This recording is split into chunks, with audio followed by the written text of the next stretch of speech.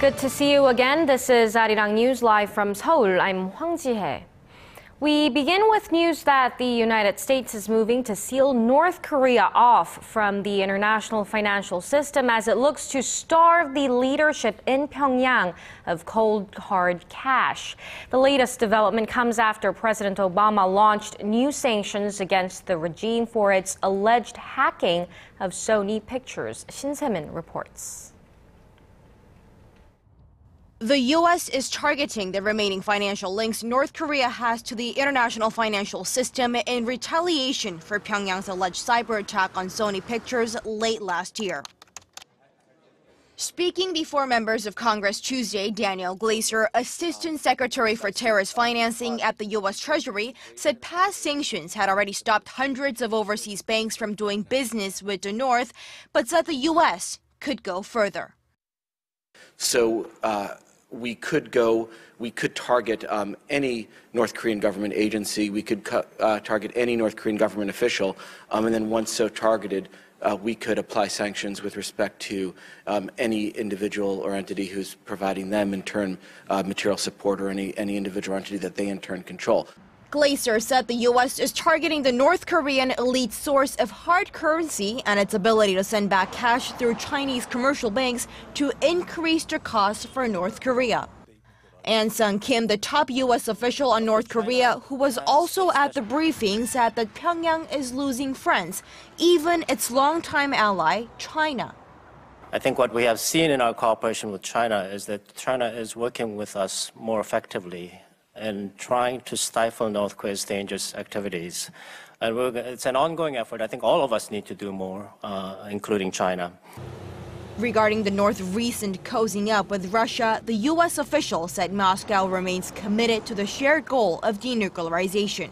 Responding to critics who say the sanctions don't go far enough, Kim said the latest measures are very strong and they'll allow Washington to target anyone that tries to provide material support to the North. Shin Se-min, ARIRANG News.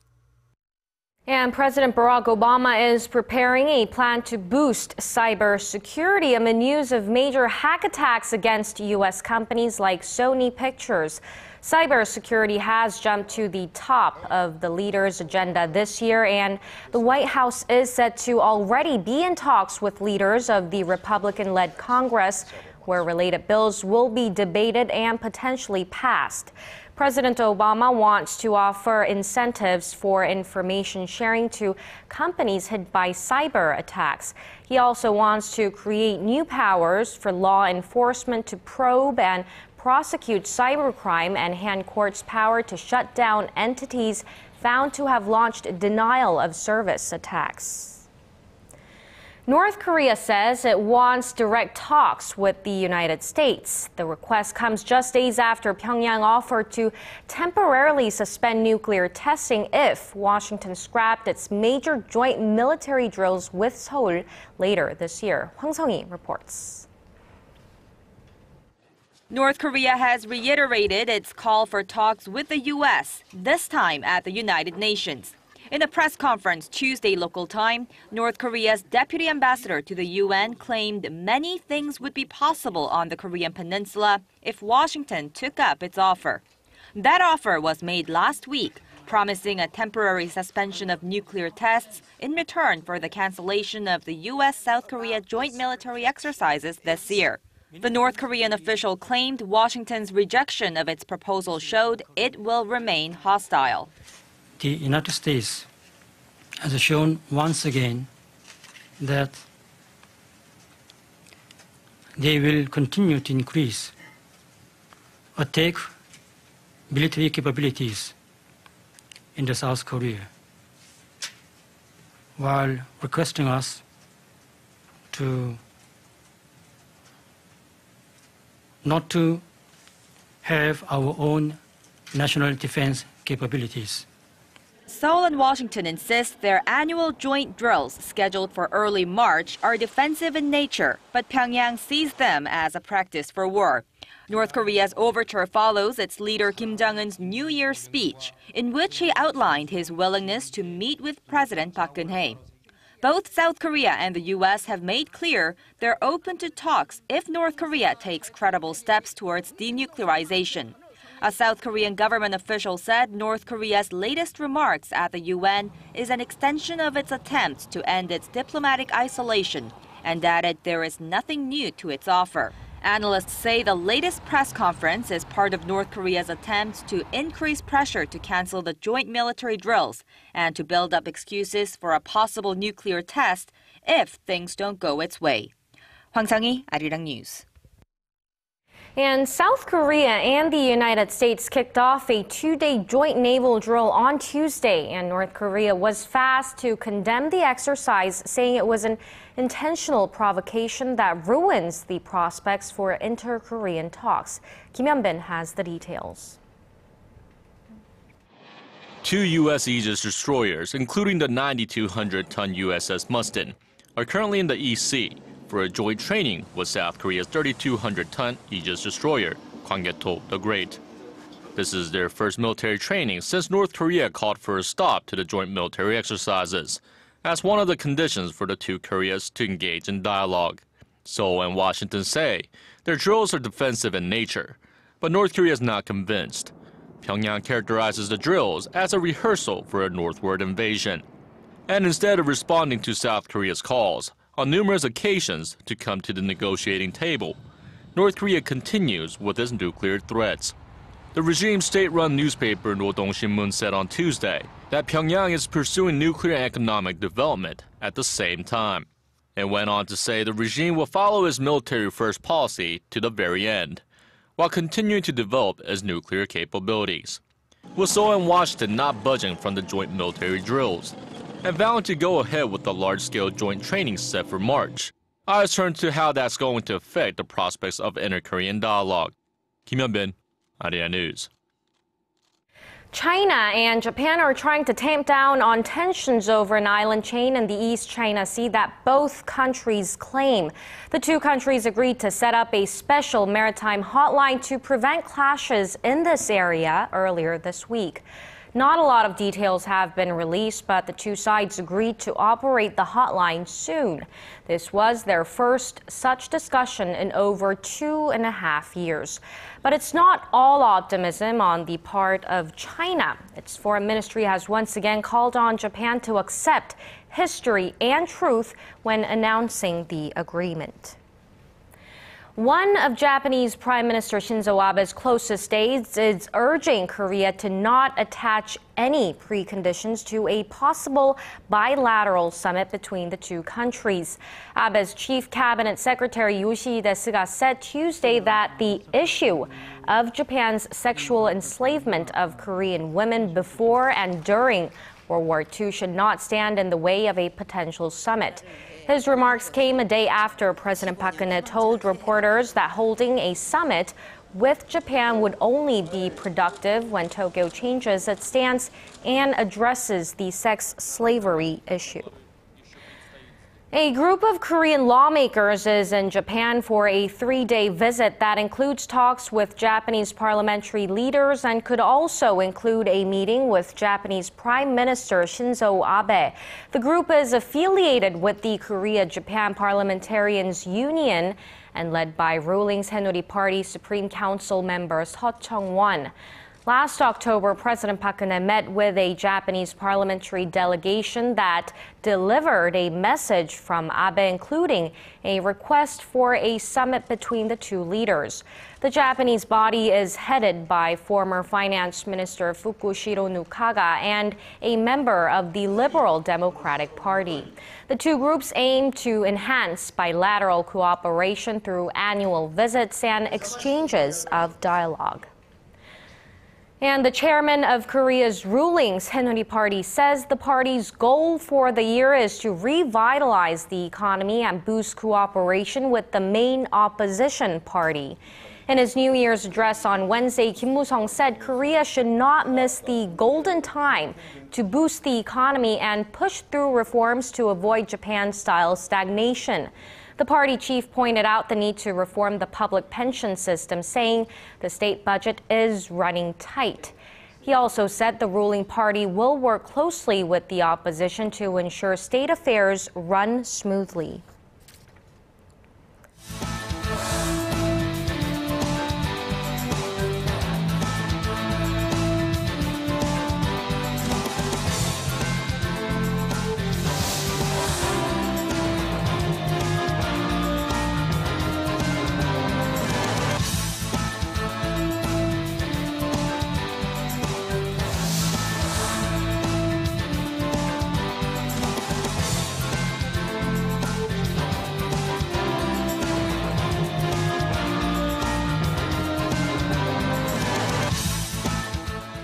Korea's exports to China are projected to rebound this year after a poor 2014, which saw Korea's shipments to the world's second largest economy dip for the first time in 5 years. Connie Kim has more.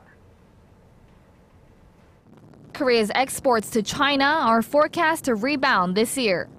According to a survey conducted by Kotra, outbound shipments to China are expected to jump 4.5% to $147 billion in 2015. That's because of the economic recovery forecast in the United States, which is expected to raise Beijing's outbound shipments to the U.S.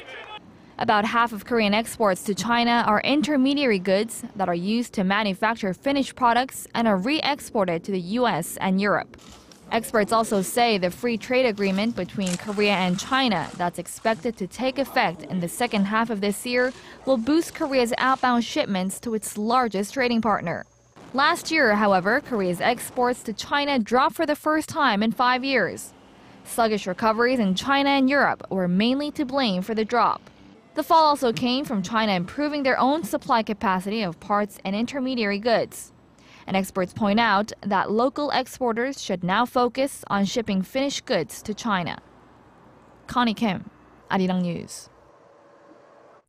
And there's an economic disconnect here in Korea. On the one hand, many Koreans complain that the quality of their life keeps getting worse.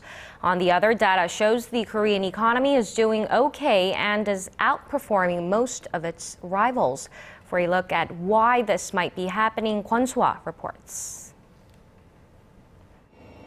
Days of growth at a breakneck pace have long gone, but still the Korean economy has steadily grown in recent years, even after the 2008 global financial crisis. But surveys show 8 out of 10 Koreans don't think their life is better than before. Life is really hard. It's hard for the unwealthy people. Something must be done about the economy. Statistics Korea says the size of the country's middle class is contracting. Back in 1990, some 75% of the nation's population was categorized as middle class. Now the percentage has dropped to below 70%. Those belonging to the poorest bracket, on the other hand, jumped from 7% to nearly 12%. In the past 24 years, the average monthly income for Korean households grew by 3.7 times at current prices.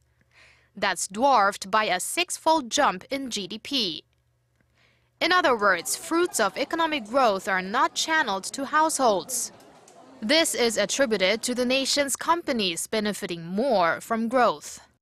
Citing such problems on Tuesday, the leader of the main opposition party, Moon Hee-sang, stressed the need to give a helping hand to the nation's low-income bracket. There's no more trickle-down effect. The conglomerate safes are filled with money, but the ordinary people's wallets are only overwhelmed with bills. Experts say a new approach for growth is needed, giving priority to improving productivity. Kwon So-ah, ARIRANG News. The number of people who found work last year in Korea made its biggest leap in 12 years, but that does not necessarily mean the country's employment situation is improving. Choi Yoo-sun reports. The number of Koreans who found jobs in 2014 jumped a 12-year high. Statistics Korea says nearly 25.6 million people found work last year, up more than 530,000 compared to the year 2013. Looking back at the past 5 years, the yearly increase in the number of people with new jobs had expanded significantly. The country's employment rate also gained slightly to reach a 17-year high of 60.2%. By industry, new jobs were created in manufacturing and health and welfare, while fewer jobs were gained in agriculture, fisheries, and finance. However, experts say a large portion of the newly employed were previously inactive in the economy. Many of them are in their 50s and 60s and have returned to the workforce in temporary positions. That, coupled with a decline in the number of jobs for people in their 30s, shows that Korea's job market remains unstable.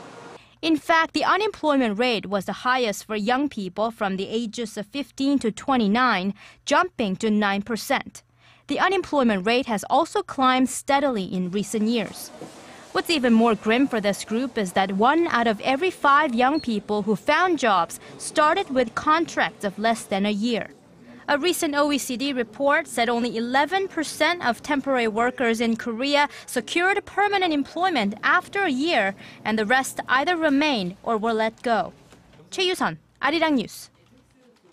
Oil prices have tumbled near a 6-year low on Tuesday as big OPEC producers stood by the group's decision not to cut output. And it looks like oil prices will only continue to fall. Our Connie Lee has more.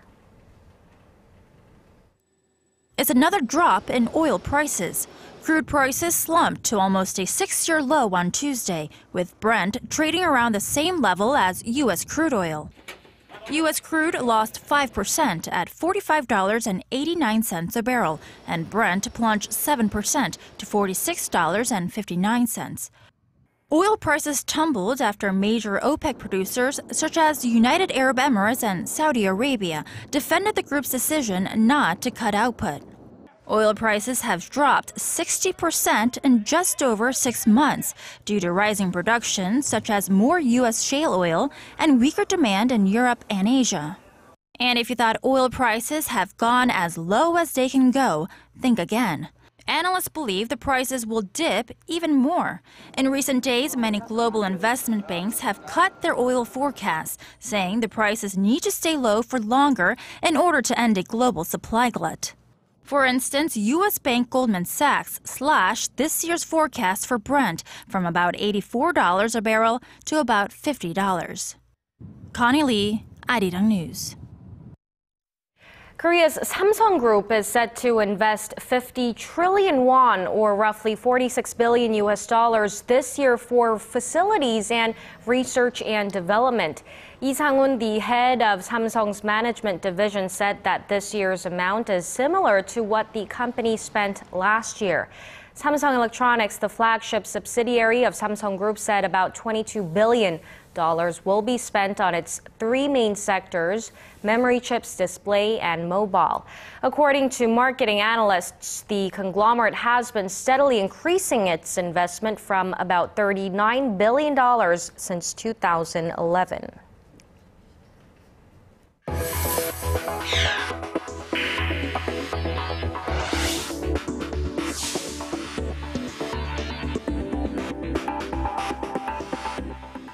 A week after the slaughter at Charlie Hebdo, the magazine is hitting back with a defiant issue that has a cartoon of Prophet Muhammad on the cover. The image has already attracted a firestorm of criticism and some threats, putting all of France on edge. Son Jang-in has the story. Paris remains on high alert with armed police and soldiers stepping up inspections around institutions, public places, media outlets, and Jewish schools. More threats of terror attacks have emerged in the country, including one from an al-Qaeda offshoot in North Africa.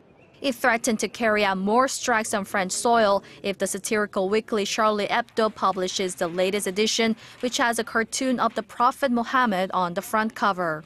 The newspaper has already unveiled the front page of the January 14th edition. It shows a caricature of the Prophet holding a sign that says, "I am Charlie" in French, under the banner, "All is forgiven."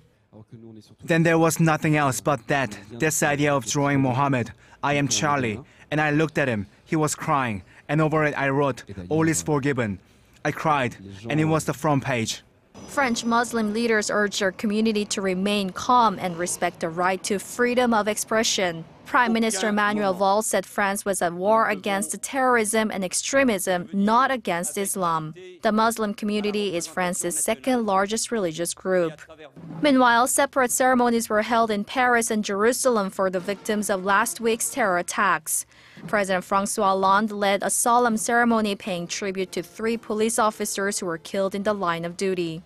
In Israel, thousands mourn the passing of 4 Jewish Frenchmen gunned down in an attack at a kosher supermarket on Friday. Son Jung-in, ARIRANG News. And Pope Francis has kicked off his week-long tour through Asian countries. He's in Sri Lanka today, where he called for a pursuit of truth, not for the sake of opening old wounds, but rather as a necessary means of promoting justice, healing, and unity. Sri Lanka is still dealing with the effects of a quarter-century-long civil war amid lingering accusations of atrocities. Pope Francis also beatified the country's first saint in a public mass, Indian-born missionary Joseph Vaz, who was captured in Ceylon on accusations of being a spy. This is the first time the majority Buddhist nation has hosted a pontiff since the end of its civil war in 2009. Shifting gears, ballet dancers, opera singers, and the polka are part of a special performance that's only in town for a night. Our Im Yoon-hee brings us a preview of that and another event offering Seoulites a glimpse at relics from the lost city of Pompeii. The Vienna Waltz Orchestra, a globe-trotting chamber orchestra known for its performance of traditional Viennese waltzes, marches, and polkas. They're set to touch down in Seoul, bringing with them soprano Bettina Schweiger. They'll be performing a few favorites by Johann Strauss II, Brahms' classic Hungarian Dance No. 5, and a few other pieces from the polka repertoire. The orchestra will be led by founding conductor Sandro Culturello. Beautiful, lush greenery in an ancient city that once had a running water system, an amphitheater, a gymnasium, and a port. The people of the Roman city of Pompeii were crushed under 6 meters of pumice and ash after the eruption of Mount Vesuvius, bearing with them all of their belongings. 300 artifacts from the ruined city have been put on display at the National Museum of Korea, including tools, weapons, charred loaves of bread, and even the casts entombing the victims preserved under the ashes for almost 2,000 years. The exhibition gives viewers a unique glimpse into the luxurious lifestyles found in the Vesuvian city. In Pompeii, we have not a museum, so you have to see, it's possible to see this magnificent object here, but not in Pompeii. Im Yoon-hee, ARIRANG News.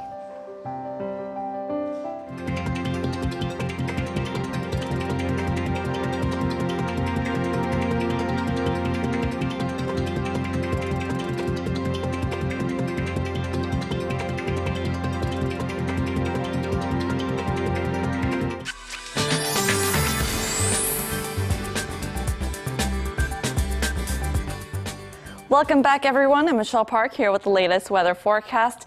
Today feels more like early spring than winter, and currently the temperature in Seoul stands at 4 degrees Celsius, which has gone down a bit from the highs, but it's still looking mild.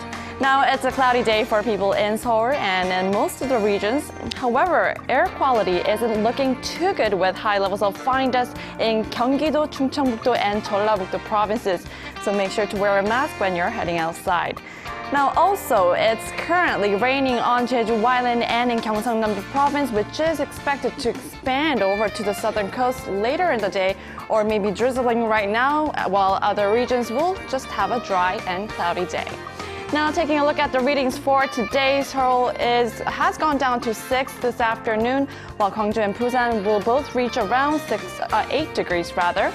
Moving over to other regions, such as Jeju Island lingers around 10, Dokdo is at 7, while Mount Kumgang is colder at 2 degrees. Well, that's all for now. Now, here's a look at the weather conditions around the world.